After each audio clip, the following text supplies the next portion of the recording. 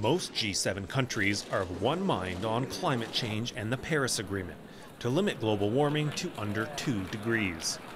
Of course, there's one big exception. That's not going to happen while I'm president, I'm sorry. The United States has left the Paris Agreement.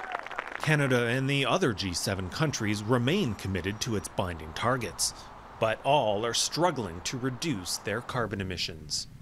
And the UN has warned that the gap between the reductions needed and the national pledges made in Paris is alarmingly high.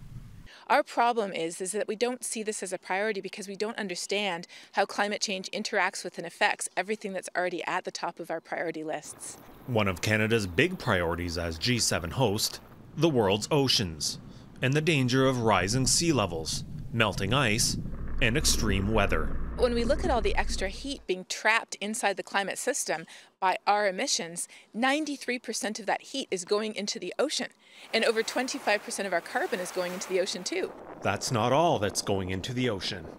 There's also plastic waste, millions of tons each year.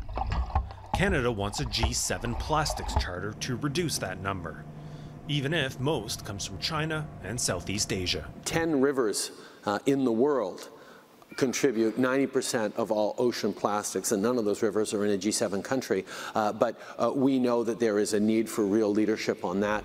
As Canada looks to lead the G7 in Charlevoix, the numbers remain daunting.